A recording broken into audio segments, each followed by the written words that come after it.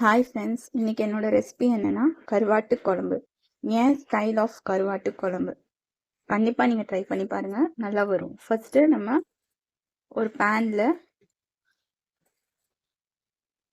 ஒரு 3 to 4 table spoon oil சேர்த்துக்கலாம். Flame ஃபுல்லாக இருக்கு, நான் கொஞ்சம் சிம் பண்ணிக்கிறேன்.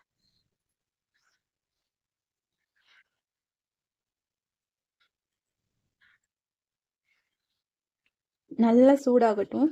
அது கூடவே நம்ம கடுகு, ஜீரகம், வெந்தயம் ஒரு 1 டீஸ்பூன் எடுத்திருக்கேன், போட்டுக்கலாம்.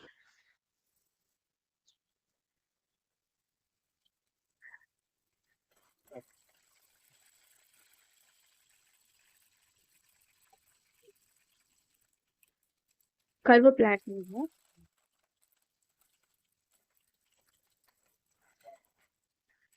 வெங்காயம் குட்டி குட்டியாக சாப் பண்ணி வச்சிருக்கேன், மீடியம் சைஸ், அதையும் சேர்த்துக்கலாம். ஒரு 2 வெங்காயம் எடுத்துக்கோங்க.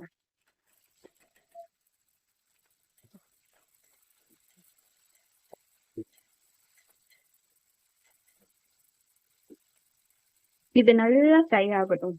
நல்லா ஃப்ரை ஆக ஒரு 5 மினிட்ஸ் லிட் போட்டு மூடி வச்சுக்கோங்க.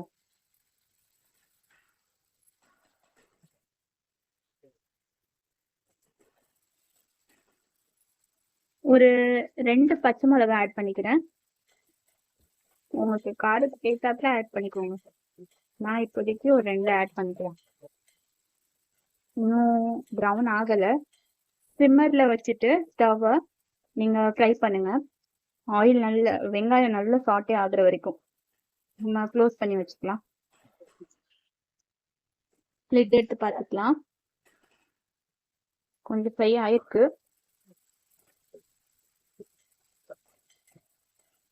இது கூடவே நான் வந்து ஒரு ஒரு முருங்கைக்காய் போட்டுக்கிறேன். ஏன்னா நம்ம இன்னைக்கு பண்ண போறது முருங்கைக்காய் காரக்குழம்பு.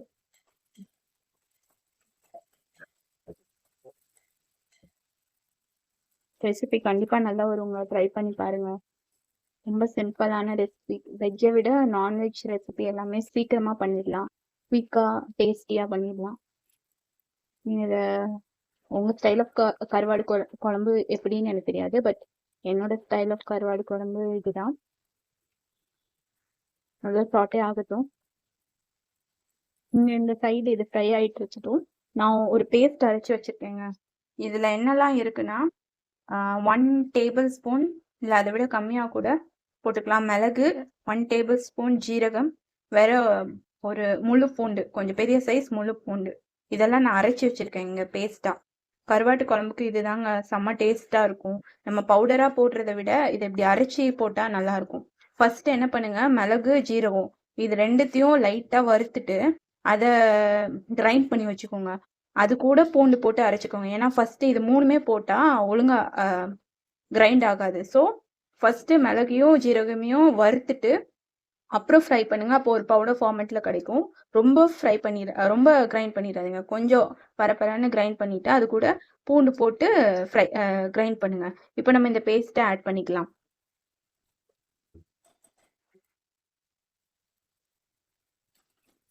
மிக்ஸ் பண்ணிக்கலாம்.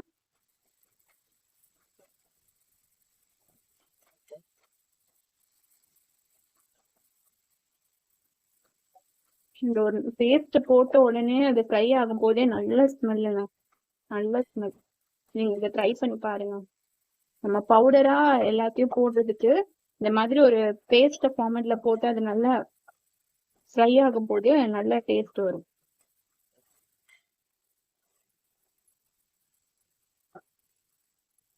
உங்களுக்கு தேவையான அளவு பெப்பர் ஜீரகம் போட்டுக்கோங்க. இது கொஞ்சம் நம்ம சாட்டே ஆக விடலாம். இந்த ஃப்ரை ஆகிற டைம்லயே நான் கொஞ்சம் மஞ்சத்தூள் ஆட் பண்றேன். மஞ்சத்தூள் அண்ட் இது கொஞ்சம் நல்லா ஃப்ரை ஆகிறதுக்கு ஒரு 1 டீஸ்பூன் சால்ட் ஆட் பண்ணிக்கிறேன். நல்லா ஃப்ரை மிக்ஸ் பண்ணிக்கோங்க. சாரிங்க, எனக்கு கொஞ்சம் பதட்டமா இருக்கு. ஏன்னா இப்போதான் நான் யூடியூப் பண்ண ஸ்டார்ட் பண்ணியிருக்கேன். லைஃப்ல எதனா பண்ணணும்னு ஆசைங்க, அதனாலதான். வீட்லயே ஹவுஸ் ஒய்ஃபா இருக்கிறது கஷ்டம் தான். பட் அந்த ஹவுஸ் ஒய்ஃப்க்கு எந்த வேல்யூவும் கிடையாது சொல்லப்போனா. ஸோ வெளிய போய் வேலை பார்க்கறது அதுவுமே கஷ்டம் தான். பட் எல்லாருக்கும் அந்த மாதிரி சுச்சுவேஷன் அமையறது இல்ல. சரி நம்ம லைஃப்ப இந்த மாதிரி கொண்டு போவோம், பார்ப்போம் எங்க வரைக்கும் போகுதுன்னு ட்ராக். எனக்கு கொஞ்சம் மோட்டிவேட் பண்ணுங்க. முடிஞ்சா சப்ஸ்கிரைப் பண்ணுங்க, சப்போர்ட் பண்ணுங்க, முக்கியமா லைக் பண்ணுங்க. அது எனக்கு ரொம்ப மோட்டிவேஷனா இருக்கும். தேங்க்யூங்க. ரொம்ப மொக்கப்பட்டேன்னு நினைக்காதீங்க. இப்போ இது நல்லா ஃப்ரை ஆயிடுச்சுங்க. இது கூடயே நான் என்ன பண்ணியிருக்கேன்னா, தக்காளி, வேற குழம்பு மிளகாத்தூள் ஒரு 3 to 4 டேபிள் ஸ்பூன் குழம்பு மிளகாத்தூள். எப்பவுமே ஒன்று ஞாபகம் வச்சுக்கோங்க, நம்ம எவ்வளோ புளி தண்ணி ஊற்றுறோமோ அதுக்கு ஈக்குவலாக நம்ம வந்து குழம்பு மிளகாத்தூள் போடணும். அப்போதான் வந்து ரொம்ப புளிப்புத்தன்மை இல்லாமல் ஒரு காம்பன்சேட்டாக இருக்கும். ஸோ அதுக்கு ஈக்குவலாக போட பாருங்க. இதை நான் எதுக்கு அரைச்சி வச்சுட்டேன்னா, ஒரு கிரேவி ஃபார்மேட்டில் வந்துடும். இல்லைன்னா தக்காளி மட்டும் பெருசு பெருசாக இருக்கும். அதை எடுத்து சைடில் தான் வைக்க போகிறோம். அதுக்கு இந்த மாதிரி அரைச்சி போட்டோம்னா அது ஒரு குழம்பு கன்சிஸ்டன்சி இதுவே கொடுத்துரும். நம்ம தேங்காய் இல்லை வேற எதுவும் அரைச்சி போட தேவையில்லை. இதுவே போதும் நமக்கு. இதை நான் ஆட் பண்ணிக்கிறேன். இதில் எத்தனை ஒரு 3-4 தக்காளி போட்டிருக்கேன். 3 டேபிள் ஸ்பூன் குழம்பு மிளகாத்தூள், வீட்டில் அரைச்ச குழம்பு மிளகாத்தூள் போட்டிருக்கேன். வீட்டில் அரைச்ச குழம்பு மிளகாத்தூள் இல்லைனாலும் கடையில் கிடைக்குதுங்க குழம்பு மிளகாத்தூள், அதை ஆட் பண்ணுங்க. சேம் கிட்டத்தட்ட சேம் ஃப்ளேவரில் தான் இருக்கும். சரி, நம்ம இதை ஆட் பண்ணிக்கலாம். நல்லா மிக்ஸ் பண்ணிடுங்க.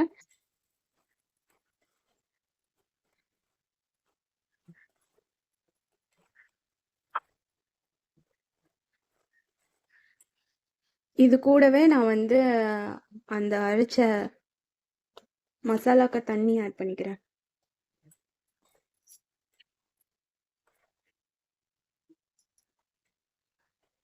நல்லா பாயில் ஆகுது, இல்லைன்னா ரா ஃப்ளேவராக இருக்கும். நீங்கள் இதை மூடி போட்டுட்டு நல்லா பாயில் ஆக விடுங்க. லாஸ்ட்டாக நம்ம கருவாடு போட்டுக்கலாம். நான் அதையும் வாஷ் பண்ணி வச்சுட்டேன், உங்களுக்கு காமிக்கிறேன். வெயிட்டுங்க. இதுவுங்க நல்லா வாஷ் பண்ணி தண்ணியெல்லாம் ட்ரெயின் பண்ணி வச்சுருக்கேன். இந்த கருவாடு பேர் எங்கள் ஊர் சைடு துண்டு கருவாடுன்னு சொல்லுவாங்க. மோஸ்ட்லி இது பீஸாக இருக்கும். நம்ம சுடு தண்ணியில் போட்டு லைட்டாக, ரொம்ப பாயில் எல்லாம் பண்ணக்கூடாது, அப்படி தண்ணியோட தனியாக கரைஞ்சிடும். லைட்டாக சுடு தண்ணியில் போட்டு எடுத்துடணும். அது மாதிரி நான் பண்ணி வச்சுருக்கேன். இப்போ இது குழம்புல போட்டால் கூட இது இந்த மாதிரி பீஸ் ஃபார்மேட்டில் இருக்காது, குழம்புலேயே கரைஞ்சிடும். பட் அந்த டேஸ்ட்டு நல்லாயிருக்கும். இந்த கருவாட்டுக்கு இந்த குழம்பு அல்டிமேட்டாக இருக்கும். ஸோ இது கிடைச்சா பாருங்கள். இல்லைன்னா உங்களுக்கு எந்த கருவாடு போடணுமோ அந்த கருவாடு போட்டு பண்ணுங்கள். நல்லா தான் இருக்கும், நல்லா வரும். குழம்பு கொஞ்சம் பாயில் ஆகுதுங்க. வெறும் முருங்கைக்காய் தான் போடணும்னு கிடையாது. கருவாட்டு குழம்புக்கு நீங்கள் என்ன காய்னாலும் போட்டுக்கலாம். வாழைக்காய் போட்டுக்கலாம், கத்திரிக்காய் போட்டுக்கலாம், மாங்காய் போட்டுக்கலாம். பட் என்கிட்ட இப்போதைக்கு அதெல்லாம் இல்லை. ஸோ நான் ஜஸ்ட்டு முருங்கைக்காய் மட்டும் போட்டுக்கிறேன். உங்களுக்கு எவ்வளோ தண்ணி தேவையோ அந்த தண்ணியை ஆட் பண்ணிக்கோங்க. ஆட் பண்ணிவிட்டு நல்லா பாயில் பண்ண விடுங்க. இல்லைங்க, நான் தண்ணி ஆட் பண்ணிக்கிறேன். கொஞ்சமாக தண்ணி ஆட் பண்ணுறேன். எனக்கு இவ்வளோ போதுங்க.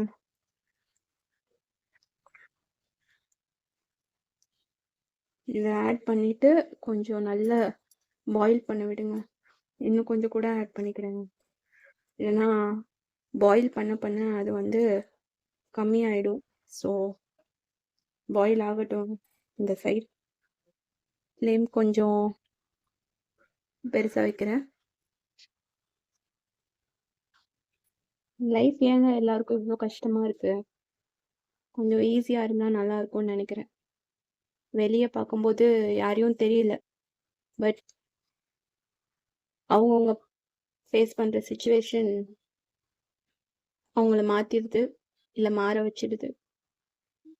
எல்லாருமே ஒரு விதத்தில் ஃபேக்கான ஸ்மைலில் தான் இருக்காங்க. பார்ப்போங்க லைஃப் எங்கே போய் விடுதுன்ட்டு. மாறும், எல்லாமே ஒரு நாள் மாறும். என் மைண்ட் டைவர்ஷன்காண்டி குக்கிங் வீடியோ போட்டுட்ருக்கேன். நான் ஜஸ்ட்டு குக்கிங் வீடியோ போடணுன்னு இல்லை, மேபி ஃப்யூச்சரில் இது எக்ஸ்டெண்டாக கூட ஆகும். ஸோ ப்ளீஸ் சப்ஸ்கிரைப் பண்ணுங்கள் என்னோடய சேனலை. எந்த விதத்துலையாவது சப்போர்ட் பண்ண முடிஞ்சால் சப்போர்ட் பண்ணுங்கள். இங்கே பாருங்கள், இது நல்லா பாயில் ஆகிடுச்சு. இன்னுமே ஆகட்டும். பட் இந்த மீன் டைமில் நம்ம புளி தண்ணி கொஞ்சம் ஆட் பண்ணிக்கலாம்.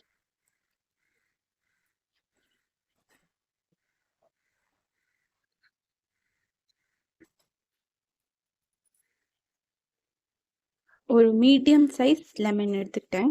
அதை நல்லா சோக் பண்ணி வச்சுட்டு அதை ஸ்டெயின் பண்ணி எடுத்துக்கிட்டேங்க. அதை ஆட் பண்ணிட்டேன். இதுவுமே இப்போ நம்ம பாயில் பண்ண விடணும். நல்லா பாயில் ஆகட்டும். அப்புறமா கருவாடு சேர்த்துக்கலாம்.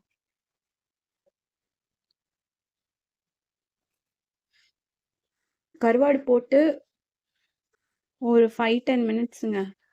அவ்வளோதான், கிரேவி ரெடி, குழம்பு ரெடி. சாரிங்க, என்னோட தமிழ் கொஞ்சம் இப்படி தான் இருக்கும், அட்ஜஸ்ட் பண்ணிக்கோங்க.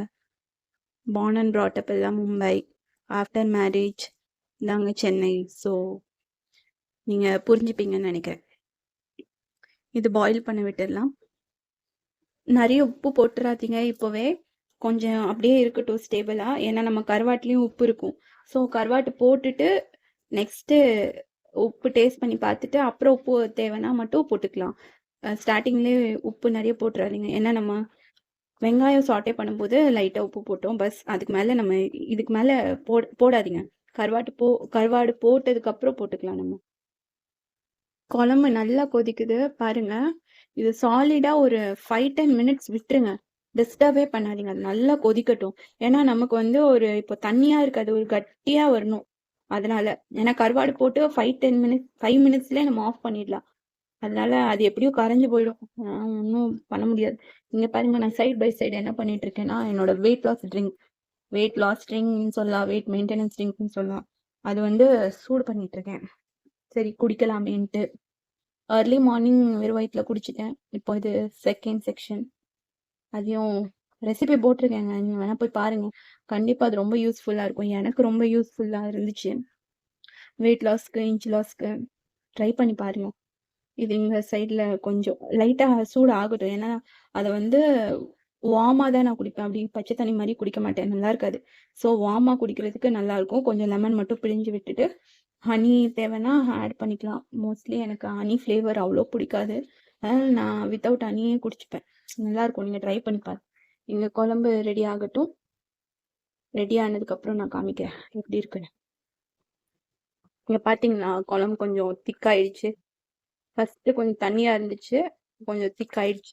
இந்த டைமில் நம்ம வந்து என்ன பண்ணலாம், கருவாடை போட்டுடலாம். ஏன்னா கருவாடு போட்டுமே ஒரு 5 மினிட்ஸ் விட்டோன்னா குழம்பு நல்லா திக்காயிடும். ஸோ சில பேருக்கு தண்ணியாக சாப்பிட பிடிக்கும், எனக்கு கொஞ்சம் கன்சிஸ்டன்சி நல்லா இருந்தால் நல்லாயிருக்கும், கொஞ்சம் திக்காக இருக்கணும்னு ஆசைப்படுவேன். ஸோ இந்த டைமில் சிம் பண்ணிவிட்டு அடுப்பை கருவாடு போட்டுடலாம்.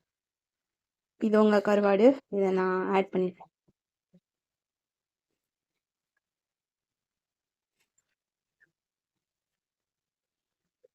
ரொம்ப மிக்ஸ் பண்ணிடாதீங்க, லைட்டாக மிக்ஸ் பண்ணால் போதும். சிம்மர்லேயே இருக்கட்டும் அடுப்பு. குழம்பு ரெடி ஆகிற டைமில் சைட் பை சைட் என்னோட வெயிட் லாஸ் ட்ரிங்கை நான் என்ஜாய் பண்ண போகிறேங்க. லெமன் புழிஞ்சிக்கிறேன். ஹாஃப் லெமன் புழிஞ்சா போதுங்க. இதை குடிச்சிட்டு வரேன் நான். என்னோட குழம்பு ஆல்மோஸ்ட் ரெடிங்க. டேஸ்ட் பண்ணி பார்த்தேன், கொஞ்சமாக சால்ட் கம்மியாக இருக்கிற மாதிரி இருக்குது. ஸோ கொஞ்சம் போட்டுக்கிறேன். நான் அப்புறமா கூட தேவைன்னா போட்டுக்கலாம், பட் இருக்கட்டும் அப்படியே. பார்த்தீங்களா, கருவாடை உடையாம பார்த்துக்கிட்டு இருக்கேன், அப்படியே இருக்கட்டும். ரொம்ப மிக்ஸ் பண்ணி அதை டேமேஜ் பண்ண வேண்டாம், டிஸ்டர்ப் பண்ண வேண்டாம். இது டன்னுங்க, நீங்கள் கண்டிப்பாக ட்ரை பண்ணி பாருங்கள். குழம்பு நல்லா ரெடி ஆகிடுச்சிங்க. இதை சுட சுட சோறு கூட போட்டு சாப்பிட்டீங்கன்னா அல்டிமேட்டாக இருக்கும். கண்டிப்பாக ட்ரை பண்ணி பாருங்கள். இப்போ நான் இதை ஆஃப் பண்ணிட்டேன். கொத்தமல்லி தூவி ஆஃப் பண்ணலாம், பட் என்கிட்ட இல்லாததுனால ஒன்றும் பண்ண முடியாது. தேங்க்யூங்க என்னோட வீடியோ பார்த்ததுக்கு. Do subscribe and like the video. Support மீங்க ப்ளீஸ்.